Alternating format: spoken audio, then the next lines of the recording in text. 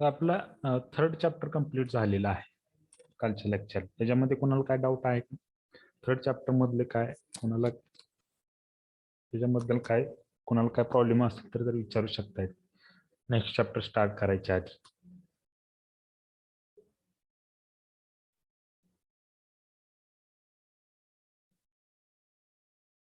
Okay, आता बघा जो आपला नेक्स्ट चॅप्टर आहे तो आहे फेज कंट्रोल्ड रेक्टिफायर. जो काय फोर्थ चॅप्टर आहे तो म्हणजे फेज कंट्रोल्ड रेक्टिफायर. आता हे टोटल माझ्या माहितीनुसार 18 मार्क्सचा चॅप्टर आहे, म्हणजे सगळ्यात जास्त वेटेज असतील हा चॅप्टर आहे आणि एकदम इझी चॅप्टर आहे. आता फेज कंट्रोल्ड रेक्टिफायर, आता हे थोडंसं आपण हे करू आधी, त्याच्याबद्दल थोडीशी जनरल बेसिक गोष्टी क्लिअर करू आणि नंतर मग तो आपण चॅप्टर स्टार्ट करू. आता फेज कंट्रोल्ड म्हणजे काय हो नक्की, कोण सांगू शकतंय का? What is phase controlled?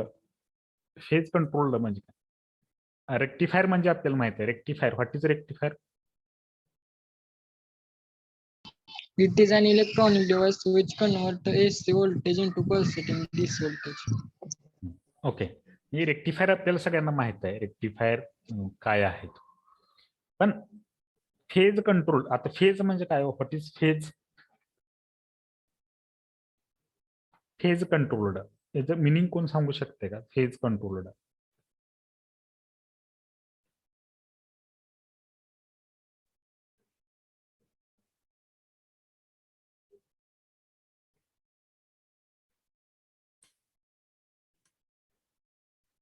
सांगू शकते कोण? फेज फेज फेज कशाला म्हणायचं हे तर माहिती आहे का? कशाला म्हणायचं फेज?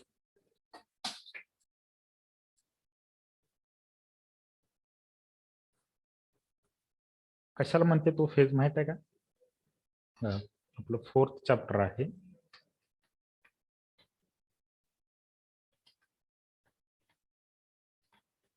फेज कंट्रोल्ड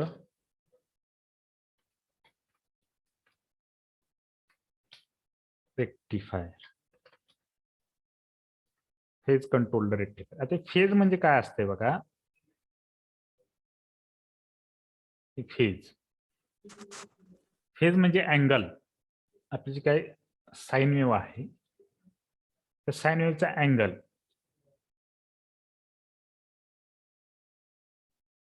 येते का लक्षात? त्याचा अँगल किती आहे? एका हाफ सायकल, एका सायकलचा अँगल किती असतो?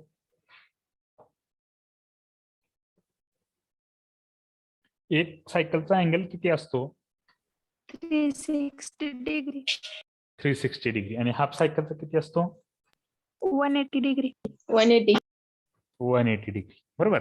म्हणजे तो जो काय अँगल आहे, म्हणजे रेक्टिफायरचे काय आउटपुट येणार आहे त्या आउटपुट, ते रेक्टिफायरचे जे काय आउटपुट येणार आहे त्या आउटपुटचा अँगल आपल्याला कंट्रोल करायचा आहे. बघा मी काय सांगतो, जे काय रेक्टिफायरचा आउटपुट येणार आहे त्या रेक्टिफायरचा अँगल आपल्याला कंट्रोल करायचा आहे. आता कंट्रोल्ड रेक्टिफायर आपण बघतोय. अनकंट्रोल्ड रेक्टिफायर बघितलंय का तुम्ही? माहित आहे का अनकंट्रोल्ड रेक्टिफायर? तुम्ही स्टडी केलेत का? Uncontrolled rectifier, phase uncontrolled rectifier माहित आहेत का तुम्हाला? तुम्हाला माहित आहेत ते फेज अनकंट्रोल्ड रेक्टिफायर म्हणजे ज्याचा फेज आपण कंट्रोल करू शकत नाहीत असे रेक्टिफायर. आता हे जे काय आउटपुट आले हे मी आता साईनवर ड्रॉ केलेली आहे, हे अनकंट्रोल्डचे असेल का कंट्रोल्डचे असेल हो? ही आता ही साइन वेव्ह आहे, आता आउटपुट नाही आहे ऍक्च्युली, म्हणजे रेक्टिफायरचा आउटपुट नाही. ओके, आता आउटपुट आहे रेक्टिफायरच. ओके, आता हे कंट्रोल्ड रेक्टिफायरचं आउटपुट आहे का अनकंट्रोल्ड रेक्टिफायरचं आउटपुट आहे? ह्याच्यामध्ये फेज कंट्रोल केलाय का हो? फेज कंट्रोल केलाय का ह्याच्यामध्ये?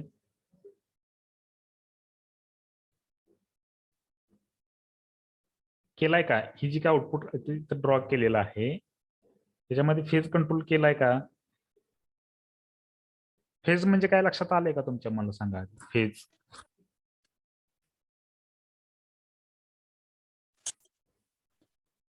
फेज म्हणजे काय माहिती आहे का? Phase, what is phase?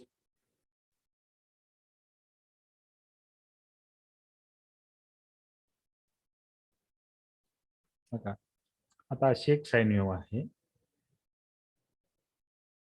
एक साइन वेव्ह आहे. ओके, आणि ही दुसरी साइन वेव्ह आहे. तर या दोन्हीमध्ये काय डिफरन्स आहे? What is the difference between these two sine waves?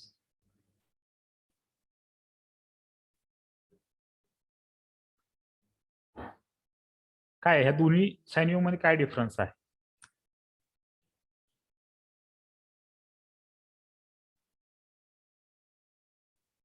का नाही काय डिफरन्स या दोन्ही मध्ये?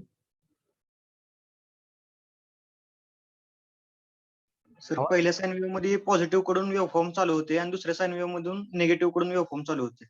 ओके, मग हे नक्की काय आहे? नक्की काय चेंज झालंय?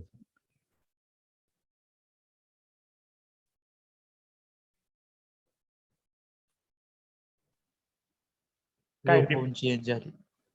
नाही, वेव्हफॉर्म साइन वेव्हचं की कोसाइन वेव्ह एक साइन वेव्ह आहे, म्हणजे साइन वेव्हच आहेत दोन्हीही, पण दोन्हीमध्ये चेंज काय आहे? मेन डिफरन्स एक आता एक सांगितलं की एक sine wave positive half cycle पासून स्टार्ट झाली आणि एक half cycle negative half cycle पासून स्टार्ट झाली. मी मगाशी तुम्हाला सांगितलं होतं की एका हाफ सायकलचा फेज किती असतो किंवा अँगल किती असतो एका हाफ सायकलचा? 180 डिग्री. 180 डिग्री. बघा ह्या वेव्हफॉर्मच्या 180 डिग्री फेज शिफ्टेड सिग्नल असंही म्हणतात. ऐकलंय का असं कधी? 180 डिग्री फेज शिफ्टेड सिग्नल असंही म्हणतात का? ऐकले कुठं बघितले का असं कधी?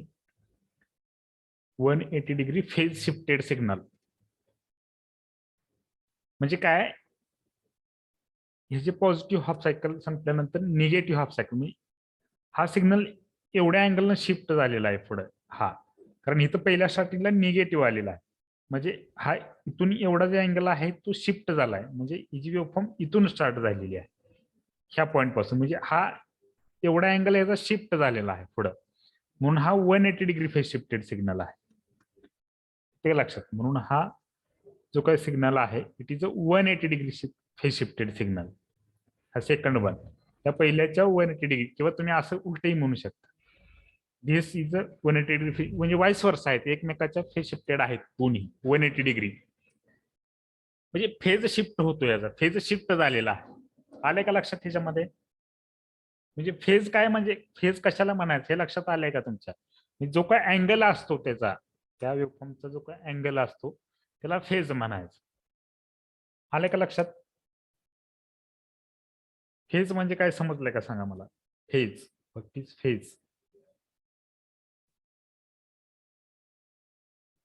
समजलंय का नाही? हो सर.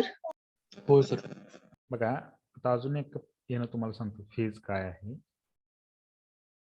ओके,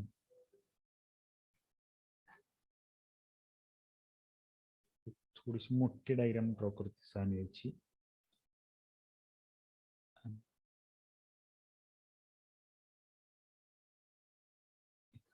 ओके, एवढं आहे. आता त्याचा टोटल अँगल इथपर्यंत किती आहे? इथपर्यंत अँगल किती आहे? एका साइन वेव्हचा अँगल किती असतो? 360 डिग्री. म्हणजे इथून इथपर्यंत जो काही अँगल आहे, आता बघा मी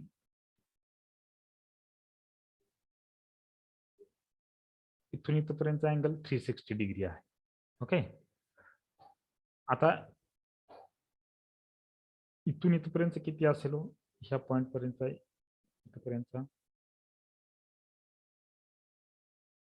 इथपर्यंत अँगल किती असेल?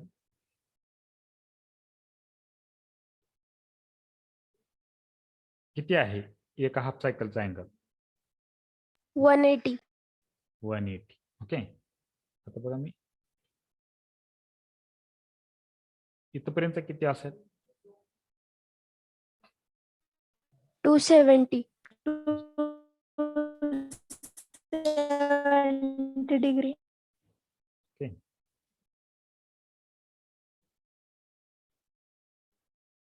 इथपर्यंत किती असेल?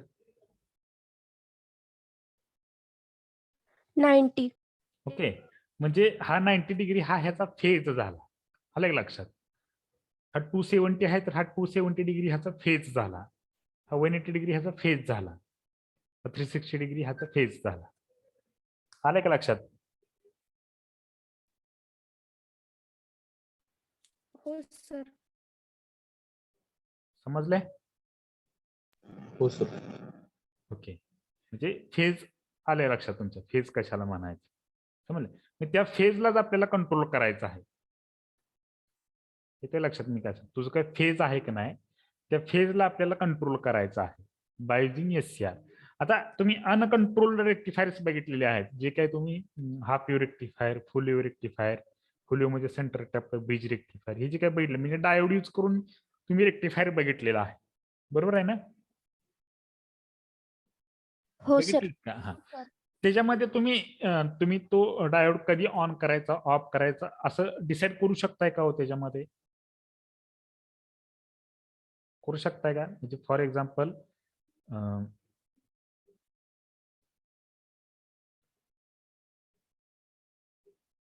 अशी जी वेव्हफॉर्म आहे, ओके, बरोबर आहे का? एक मिनिट. फुल वेव्ह रेक्टिफायरची वेव्हफॉर्म ही अशी आहे, बरोबर आहे का? अशी वेव्हफॉर्म आहे याची. तर याच्यामध्ये तुम्ही असं करू शकताय का, तुम्हाला इथून स्टार्टिंग पासून नको आहे, तुम्हाला हा इथून असं ऑन करायचं आहे, एवढंच आउटपुट पाहिजे, असं तुम्ही डायोड मध्ये करू शकताय का? करू शकताय का? असं आउटपुट घेऊ शकताय का डायोडचं? तर तुम्ही डायोडला फॉरवर्ड बायसिंग सप्लाय अप्लाय केल्यानंतर तुम्हाला पाहिजे तेव्हा ऑफ करू शकताय का किंवा ऑन करू शकताय का? नाही सर. नाही. म्हणजे त्याचा आपण जो रेक्टिफायर आपण बघितलेला आहे डायोड यूज करून, ते अनकंट्रोल्ड रेक्टिफायर्स आहेत. फेज अनकंट्रोल्ड रेक्टिफायर, त्याचा फेज आपण कंट्रोल करू शकत नाहीये. येते का लक्षात? ते जे काय आपण वेव्हफॉर्म्स किंवा ते जे काय आपण रेक्टिफायर स्टडी केलेले आहेत की नाही, त्याचा आपण फेज कंट्रोल करू शकत नाही, म्हणून ते फेज अनकंट्रोल्ड रेक्टिफायर्स आहेत. कुठले जे काही आपण डायोड यूज करून बघितलेले रेक्टिफायर्स आहेत ते फेज अनकंट्रोल्ड रेक्टिफायर्स आहेत. ओके. आता ह्या चॅप्टर मध्ये आपण जे काय बघणार आहे ते फेज कंट्रोल्ड रेक्टिफायर्स. म्हणजे फेज कंट्रोल्ड रेक्टिफायर्स जे आहेत त्याच्यामध्ये SCR यूज केलेला आहे.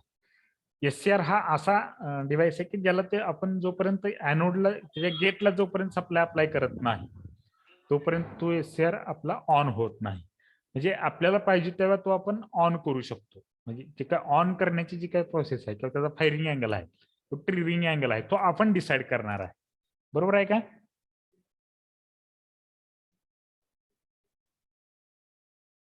बरोबर आहे का? हो सर. हो सर. ओके. म्हणजे त्याचा जो काय त्याला ऑन करायचं आहे ते आपण डिसाईड करणार आहे. म्हणजे त्याचा जो काय अँगल आहे, त्याचा जो काय फेज आहे तो आपण कंट्रोल करू शकतो का हो?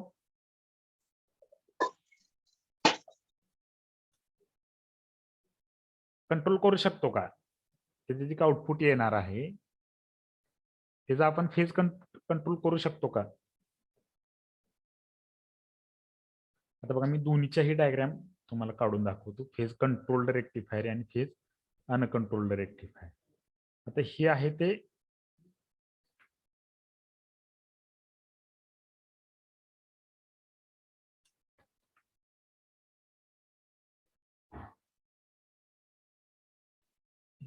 साइन वेव्ह आहे आणि रेक्टिफायरचं आउटपुट कसं येतं इथं?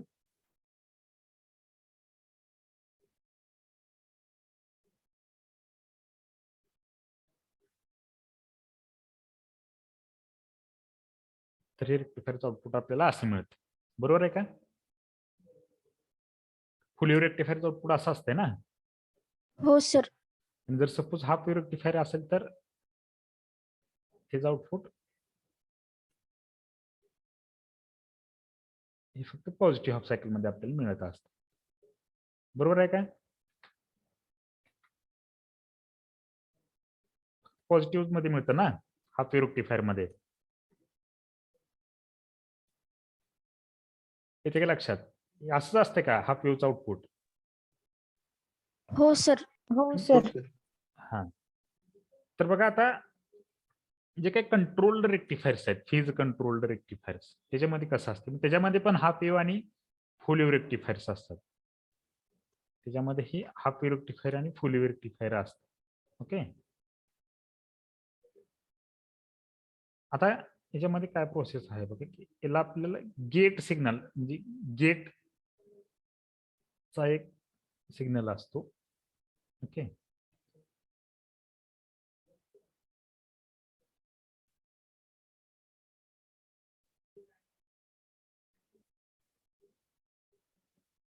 गेट पल्स एक आपण अप्लाय करतो. आता गेट सिग्नल मी इथं अप्लाय करणार आहे असं करून इथे याच्यामध्ये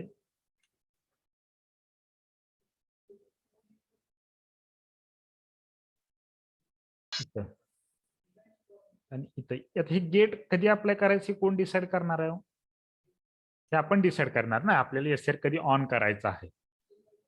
येते का लक्षात? समजतंय का?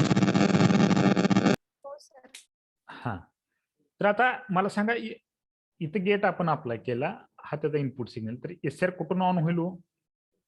या पॉइंट पासून ऑन होईल, बरोबर आहे का? आता फुल रेक्टिफायर ड्रॉ करतो, म्हणजे तुमची वेव्हफॉर्म कशी येणार आहे बघा, तर तुमची वेव्हफॉर्म ही अशी येईल, बरोबर आहे का?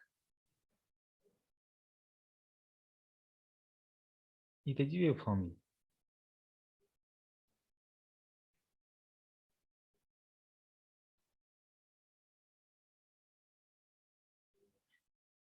फुल वेव्ह कंट्रोल्ड रेक्टिफायरचा आउटपुट येईल. आता तुम्ही समजा तुमचा ट्रिगरिंग अँगल चेंज झाला, इथं केला तर इथं झाला, ट्रिगरिंग अँगल इन्क्रीज केला, फायरिंग अँगल, तुम्हाला इथून एवढंच आउटपुट मिळेल, एवढंच मिळेल, हे पुढचं मिळणार नाही. म्हणजे जसं तुम्ही ट्रिगरिंग अँगल इन्क्रीज कराल तसं तुमचं आउटपुट म्हणजे त्याचा फायरिंग अँगल इन्क्रीज होऊन त्याच्या वेव्हफॉर्म मध्ये पण चेंज होणार आहे. म्हणजे हे तुम्ही कंट्रोल करू शकता. हे कसं कंट्रोल करू शकता? तुम्ही गेट पल्स कधी अप्लाय करणार आहे त्याच्यावरती याचा आउटपुट तुमचं चेंज होणार आहे. तसे ह्याच्यामध्ये फॅसिलिटी आहे का तशी काय कंट्रोल इकडे आपलं डायोड यूज करून बघतो, त्याच्यामध्ये आहे का तसं काय करू शकतोय का आपण?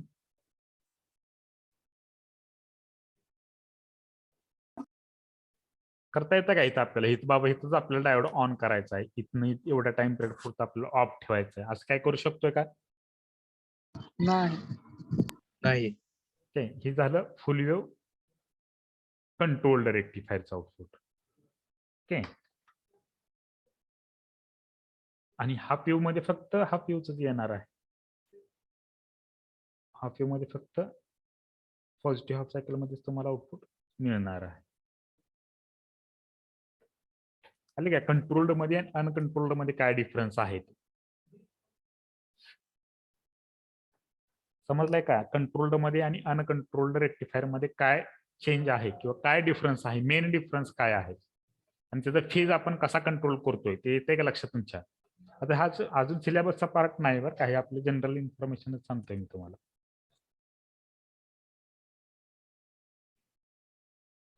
समजताय का? हो सर. ओके. आता याच्या व्यतिरिक्त आपल्याला अजून एक गोष्ट बघायची आहे. आता एक कंट्रोल्ड अनकंट्रोल्ड गेलं, आता कंट्रोल्ड रेक्टिफायर मध्ये आउटपुट कशा टाइप मध्ये येणार आहे हे आपल्याला समजलेलं आहे. त्याच्यामध्ये पण हाफ वेव्ह रेक्टिफायर आणि फुल वेव्ह रेक्टिफायर्स आहेत. त्याचे डायग्राम सेम आपल्या डायोड सारखेच आहेत, फक्त डायोडच्या ठिकाणी रेजिस्टर यूज करायचे आहे, म्हणजे डायोडच्या ठिकाणी एससीआर यूज करायचे आहे. म्हणजे जे काय हाफ वेव्ह रेक्टिफायर होता किंवा ब्रिज रेक्टिफायर किंवा सेंटर टॅपर्ड रेक्टिफायर, असे 3 रेक्टिफायर्स तुम्ही बघितलेले आहेत डायोड मध्ये, बरोबर आहे का? हो सर. हेच 3 बघितले आहेत का? दुसरा एखादा कुठला बघितलाय? हेच 3 आहेत ना? हो सर. ओके. त्याच्या डायग्राम सेम आहेत त्याच्यामध्ये. आता इथं पण याचा हाफ वेव्ह आहे, याचा फुल वेव्ह ब्रिज आहे, याचा फुल मिड पॉइंट म्हणले, जो काय सेंटर टॅप्ड रेक्टिफायर आहे की नाही त्याला इथं फुल वेव्ह मिड पॉइंट रेक्टिफायर असं म्हटलंय. मिड पॉइंट कारण आपण जे काही सेकंडरी वाइंडिंग आहे ट्रान्सफॉर्मर त्याच्या मिडलला आपलं आउटपुट तिथून आपण घेत असतो. मिडल टर्मिनलला तिथं ग्राउंड असतंय म्हणून मिड पॉइंट म्हटलेलं आहे. म्हणजे जे काय सेंटर टॅपला रेक्टिफायर आहे त्याला इकडे फक्त मिड पॉइंट म्हटलेला आहे. आणि दुसरं एक म्हणजे जिथे जिथं आपण SCR यूज जिथे जिथं आपण डायोड यूज केले होते की नाही तिथं फक्त SCR यूज करायचं आहे. डायग्राम मध्ये काही चेंज नाही.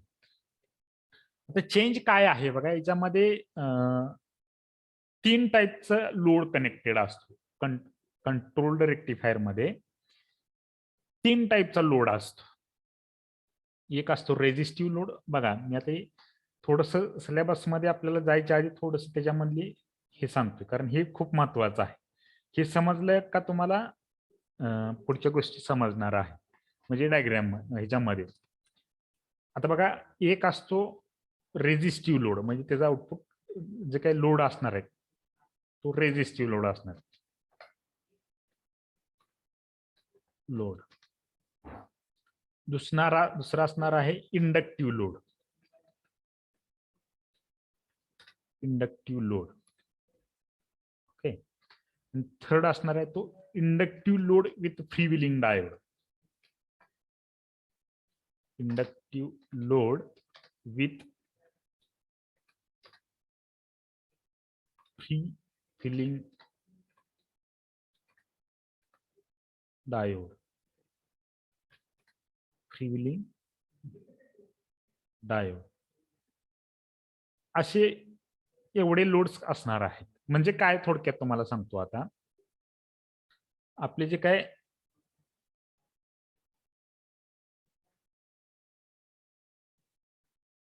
म्हणजे आपले जे काय 3 टाइप्स आहेत. 3 टाइप्स कुठले कुठले रेक्टिफायरचे आहेत तो? 3 टाइप्स कुठले कुठले सांगा मला. half wave rectifier, center tapped and bridge rectifier. हा, पहिला आहे half wave rectifier. Half wave rectifier. Half wave rectifier हा आपला पहिला टाइप आहे. ह्या हाफ वेव्ह रेक्टिफायर मध्ये ह्या हाफ वेव्ह रेक्टिफायरचे हे 3 लोड बघून, ह्या 3 लोड कनेक्टेड करून सर्किट डायग्राम बघायचे आहेत, त्याचे वेव्हफॉर्म बघायचे आहेत. म्हणजे half wave rectifier with resistive load, half wave rectifier with inductive load, half wave rectifier with inductive load with freewheeling diode. Half wave rectifier with freewheeling diode असे म्हणतात. म्हणजे फ्रीव्हीलिंग डायोड होय इंडक्टिव्ह लोडलाच असतो असा आहे हाफ वेव्ह रेक्टिफायर. म्हणजे ह्या half wave rectifier साठी हे 3 डायग्राम, म्हणजे हे 3 लोड्स बघून आपल्याला हाफ वेव्ह रेक्टिफायर बघायचे. तिन्हीसाठी वेगवेगळ्या सर्किट डायग्राम असेल आणि त्याच्या 3 वेगवेगळ्या वेव्हफॉर्म असतील. हे हाफ वेव्ह साठी. दुसरा असेल फुल वेव्ह ब्रिज. फुल वेव्ह ब्रिज रेक्टिफायर. फुल वेव्ह ब्रिज रेक्टिफायर त्याच्यामध्येही ह्या 3 येतील. रेझिस्टिव्ह लोड, इंडक्टिव्ह लोड आणि inductive load with freewheeling diode. म्हणजे ह्या फुल वेव्ह रेक्टिफायर मध्ये पण या 3 डायग्राम्स आपल्याला स्टडी करायचे ब्रिज मध्ये. आणि full wave mid point.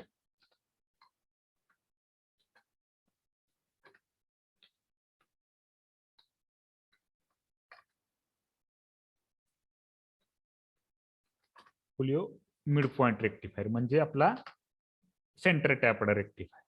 Okay, आले का लक्षात तुमच्या? त्याच्यामध्येही ह्या 3 डायग्राम्स बघायच्या तिन्हीसाठी. समजले का आपल्याला काय स्टडी करायचं आहे नक्की?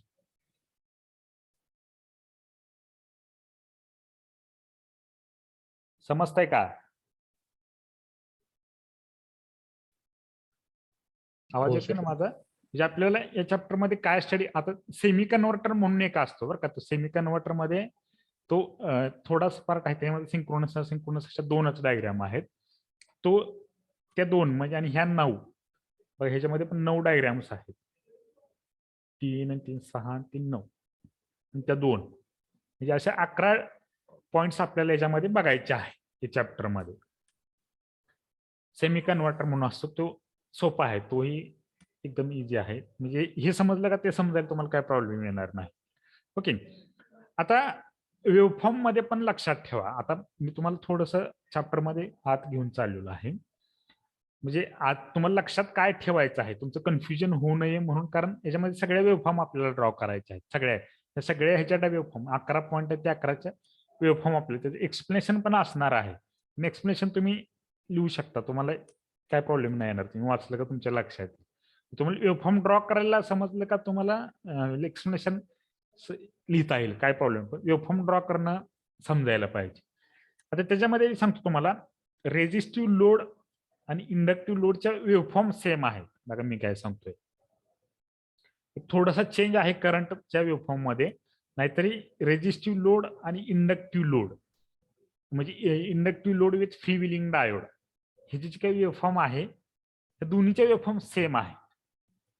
फक्त थोडासा चेंज असेल नाही तर नसेलही, मी आता ते एक्झॅक्टली सांगता येत नाही, शक्यतो नसेल काय चेंज, पण असलं तर त्यावेळेस त्याचं कळेल आपल्याला.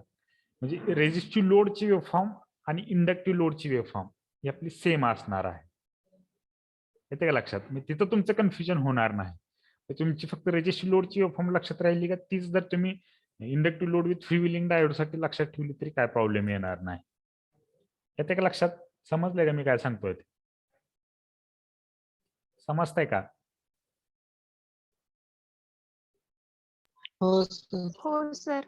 आणि इंडक्टिव्ह लोड मध्ये फक्त थोडासा चेंज आहे. इंडक्टिव्ह लोडचं जे काही वेव्हफॉर्म आहे ते इंडक्टिव्ह लोडच्या वेव्हफॉर्म मध्ये थोडासा चेंज आहे.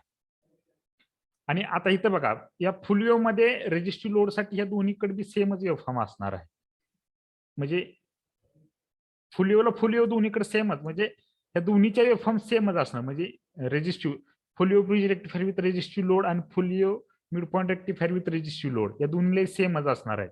Full wave bridge rectifier with inductive load आणि full wave mid point rectifier with inductive load या दोन्हीचे वेव्हफॉर्म सेमच असणार आहे.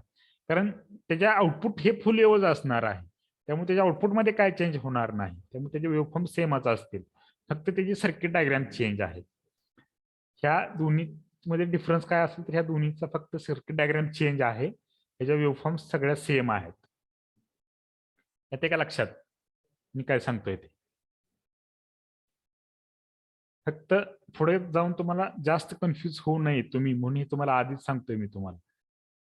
म्हणजे बघा, आता इंडक्टिव्ह लोडचा फक्त चेंज काय आहे, त्याच्या वेव्हफॉर्म मध्ये चेंज काय आहे, काय चेंज आहे हे तुम्हाला सांगतो.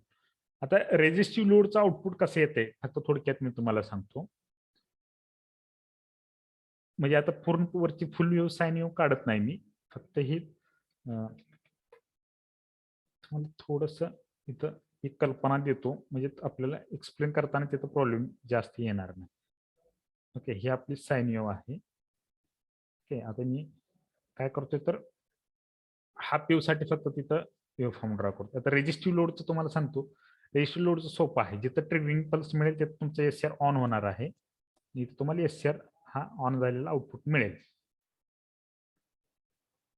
हे आउटपुट करंट हे आउटपुटचं मिळेल इथं. ओके, मग रेझिस्टिव्ह लोड मध्ये काय प्रॉब्लेम नाही, रेझिस्टिव्ह लोड सोपायला समजायला एकदम सोपं आहे, त्याच्यामुळे तिथं काय प्रॉब्लेम येणार नाही. फक्त इंडक्टिव्ह लोड मध्ये चेंज काय आहे बघा थोडासा. आता इंडक्टरचं फंक्शन काय आहे, what is the function of inductor? Oppose the change in current. Oppose the change in current. मला सांगा त्या इंडक्टर मध्ये कुठली एनर्जी स्टोअर होते?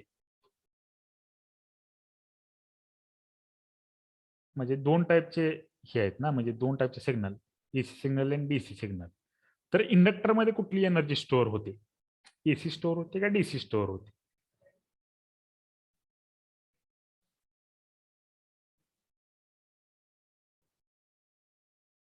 कोणती स्टोअर होती हो? कॅपॅसिटर मध्ये कुठली स्टोअर होती सांगा बरं?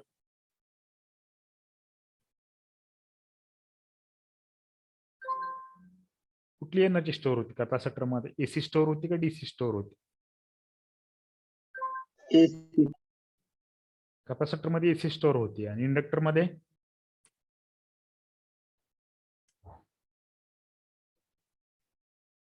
कुठली एनर्जी स्टोअर होती कॅपॅसिटर मध्ये?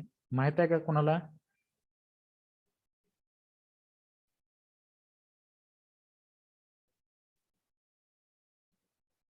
माहिती आहे का? कोण सांगू शकतं का इंडक्टर मधली एनर्जी कुठली स्टोअर, कॅपॅसिटर मध्ये कुठली एनर्जी स्टोअर असते, म्हणजे कुठली एनर्जी स्टोअर होते?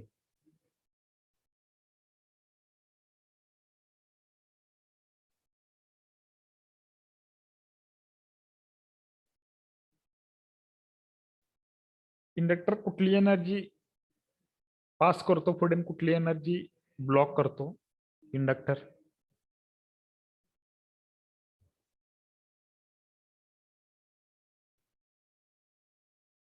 माहित नाही का तुम्हाला कॅपॅसिटरचं फंक्शन इंडक्टरचं फंक्शन माहित नाही का?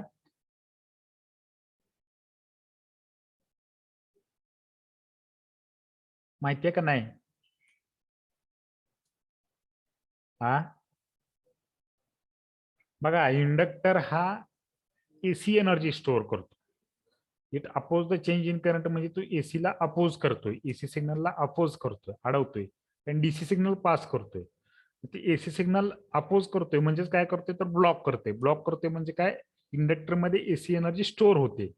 एसी एनर्जी तिथं स्टोअर होते म्हणून पुढे टीसी पास होते. आणि याच्या उलट कॅपॅसिटरचा आहे. कॅपॅसिटर डीसी ब्लॉक करत असतोय, एसी सिग्नल पास करत असतोय. म्हणजे कॅपॅसिटर मध्ये डीसी एनर्जी स्टोअर राहते आणि त्यामधून एसी एनर्जी पास होत असते पुढे. येते का लक्षात? समजलंय का कॅपॅसिटरचं काय वर्क असते आणि इंडक्टरचं काय वर्क असते?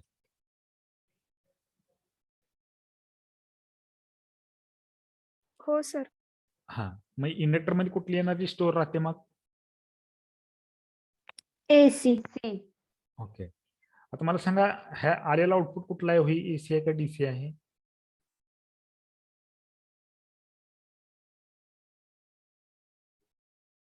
हे जे काही आलेलं आउटपुट आहे हे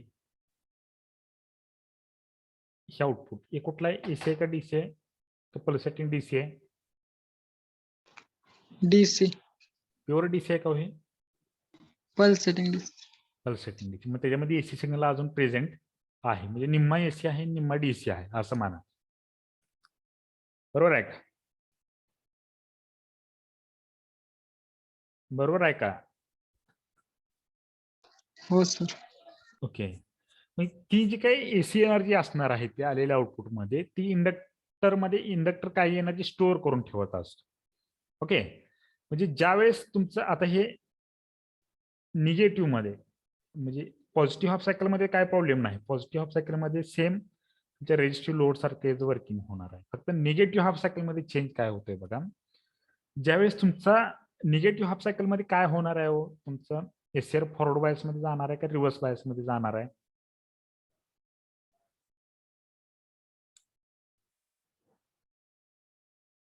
काय होईल निगेटिव्ह हाफ सायकल मध्ये?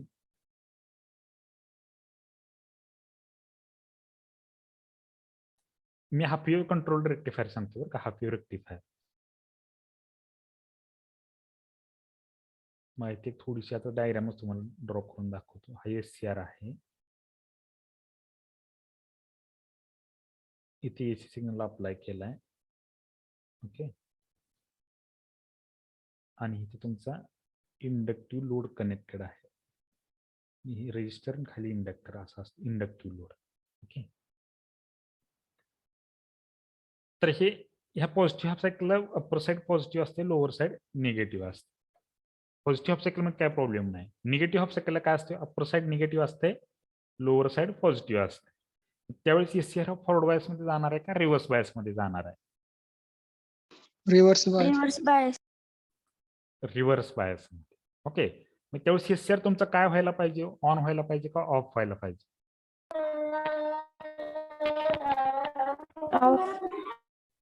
ऑफ व्हायला पाहिजे ना. पण काय होतंय बघा ह्या इंडक्टर मध्ये कुठली एनर्जी स्टोअर आहे हो आता? इंडक्टर मध्ये एनर्जी स्टोअर आहे ना. मी आता तुम्हाला सांगितलं इंडक्टर आहे एसी एनर्जी स्टोअर करतो. बरोबर आहे का? मी काय सांगतो लक्षात येते का? इंडक्टर कुठली एनर्जी स्टोअर करतो? एसी. इंडक्टर मध्ये एनर्जी आहे म्हणजे ज्यावेळेस पूर्ण पॉझिटिव्ह हाफ सायकल आहे तोपर्यंत इंडक्टर मध्ये एनर्जी स्टोअर झालेली आहे. बरोबर आहे का? ज्यावेळेस लगेच निगेटिव्ह सायकल आल्यानंतर हा पूर्ण डिस्चार्ज होईल का हो? म्हणजे काय लगेच तुमचा काय होतं बघा मी सांगतो तुम्हाला लक्षात घ्या. ज्यावेळेस पॉझिटिव्ह हाफ सायकल मध्ये हा आपला इंडक्टर त्याच्यामध्ये एनर्जी स्टोअर करतो. ज्यावेळेस निगेटिव्ह हाफ सायकल येते त्यावेळेस तुमचा एससीआर रिव्हर्स बायस जातोय किंवा रिव्हर्स बायस होतोय. पण तो कधी रिव्हर्स बायस होतोय बघा जोपर्यंत तुमचा जो काय इंडक्टर आहे त्याची एनर्जी त्याच्यामध्ये स्टोअर झालेली एनर्जी जोपर्यंत तो सोर्सला पूर्णपणे रिटर्न करत नाहीये. म्हणजे याच्यामधली एनर्जी पूर्ण रिटर्न व्हायला पाहिजे ना याच्यात सोर्सला, तुमचे इनपुट सप्लायला, तरच तुम्हाला हा पाथ प्रोव्हाइड होणार आहे. पॉझिटिव्ह तुमचं इथं कधी कनेक्ट होईल, कधी या साईडला कनेक्ट होईल. जर इंडक्टर मधून इंडक्टर कंडक्ट झाला तरच होईल ना, इंडक्टर मधून बायपास झाला तर तुम्हाला तिकडे कनेक्ट होईल ना हे. इथं जर एनर्जी असेल, ही एनर्जी जोपर्यंत तुमची सोर्सला कनेक्ट होत नाहीये, बघा मी काय सांगतो, मी सोर्सला पूर्णपणे बॅक जात नाही, मी त्याच्यामधली स्टोअर्ड एनर्जी इंडक्टर मधली जोपर्यंत, थोडक्यात कॅपॅसिटर पूर्ण डिस्चार्ज होत नाही तोपर्यंत असं म्हणा. थोडक्यात तिथे इंडक्टर पूर्णपणे डिस्चार्ज म्हणजे काय, तो त्याच्यामधली एनर्जी आहे ती तोपर्यंत पूर्णपणे बॅक करत नाही सोर्सला. येते लक्षात मी काय सांगतो. जोपर्यंत पूर्णपणे सोर्सला बॅक करत नाही तोपर्यंत तुमचा एससीआर हा कंडक्टिंग मोड मध्येच राहतो. तोपर्यंत तुमचा एससीआर हा कंडक्टिंग मोड मध्ये राहतो. म्हणून याच्यामध्ये निगेटिव्ह हाफ सायकल मध्ये ही काही टाइम पुरता जोपर्यंत एससीआर जोपर्यंत इंडक्टर तुमचा पूर्णपणे डिस्चार्ज होत नाही, म्हणजे किंवा जोपर्यंत इंडक्टर हा तुमची एनर्जी ह्याच्यामध्ये स्टोअर्ड झालेली एनर्जी पूर्णपणे सोर्सला बॅक म्हणजे सप्लाय करत नाही, तोपर्यंत निगेटिव्ह हाफ सायकल मध्ये थोड्या टाइम पुरता तुमचा एससीआर हा ऑन पिरियड मध्ये राहतो आणि इथं तुम्हाला थोड्या इंटरवल पुरतं निगेटिव्ह आउटपुट मिळत असतं. कशामध्ये, इंडक्टिव्ह लोड मध्ये थोड्या टाइम पिरियड पुरतं इथं तुम्हाला निगेटिव्ह आउटपुट मिळेल. जोपर्यंत ज्यावेळेस तुमची एनर्जी पूर्णपणे रिटर्न होईल त्यावेळेस तुमचं एससीआर हा ऑफ स्टेट मध्ये जाईल. समजले का? जरा तरी आयडिया आली का काय होते नक्की इथं इंडक्टर मध्ये. आपण ज्यावेळेस शिकवणार आहे त्यावेळेस त्या पॉइंट मध्ये डिटेल मध्ये घेणार आहे. आणि इथं काय होतं ते लक्षात आलंय का तुमच्या? हो सर. इंडक्टर हो सर. कशामुळे हे एवढाच चेंज आहे बरं का, हा एवढाच चेंज आहे. हे निगेटिव्ह मध्ये आउटपुट येते की नाही, हा एवढाच चेंज आहे. आणि ह्या इंडक्टिव्ह लोड मध्ये विथ फ्री व्हीलिंग डायोड म्हणजे काय, इथे फक्त रिव्हर्स बायस मध्ये डायोड यूज केलेला आहे. तर काय यूज केलेला आहे, ही जी काही रिटर्न व्हायला जो वेळ लागणार नाही, हा जोपर्यंत ही व्हायला होते की नाही, टाइम घेते की नाही, तोपर्यंत हा तुमचा इकडे न जाता रिटर्न एनर्जी तुमची ह्याच्यामध्येच फ्री व्हीलिंग म्हणजे त्याच्यामध्ये त्याला पाथ प्रोव्हाइड होतो ह्याला डिस्चार्ज व्हायला. मग त्याच्यामुळे हा तुमचा निगेटिव्ह पार्टी येत नाही फ्री व्हीलिंग डायोड मध्ये. म्हणजे रेजिस्टिव्ह लोडची वेव्हफॉर्म आणि ह्या फ्री व्हीलिंगची वेव्हफॉर्म सेमच येते. म्हणजे हा जो काही निगेटिव्ह एनर्जी स्टोअर झाल्यानंतर जो काय पूर्ण डिस्चार्ज व्हायला जोपर्यंत म्हणजे सप्लायला जोपर्यंत रिटर्न करत नाही तोपर्यंत जे काही कंडक्ट होत होता का नाही, तो फ्री व्हीलिंग डायोड मध्ये कंडक्ट होत नाही. का होत नाही तर ह्याला एक पाथ प्रोव्हाइड होतो, त्याला तो डिस्चार्ज होण्यासाठी, एनर्जी रिटर्न करण्यासाठी किंवा डिस्चार्ज होण्यासाठी ह्या फ्री व्हीलिंग डायोडमुळे एक पाथ प्रोव्हाइड होतो लगेचच. त्यामुळे हा एससीआर तुमचा ऑफ स्टेट मध्ये जातो. त्यामुळे तुमचा एससीआर हा ऑफ स्टेट मध्ये जातो. येते का लक्षात? म्हणजे लगेच तुमचा हा डिस्चार्ज होईल, म्हणजे तुमचं निगेटिव्ह मध्ये कंडक्ट होत नाही. म्हणजे तुमची सेम रेजिस्टिव्ह लोड सारखी वेव्हफॉर्म येणार आहे, ती फ्री व्हीलिंग डायोडची येणार आहे. एवढा चेंज आहे. आले का लक्षात? थोडंफार तरी समजलंय का? हो सर. बाकीच्यांना समजलं नाही का? हो सर. गर्ल्स मध्ये हो सर. समजले. ओके, ठीक आहे. मग थांबूया इथं, टाइम होत आले आपलं.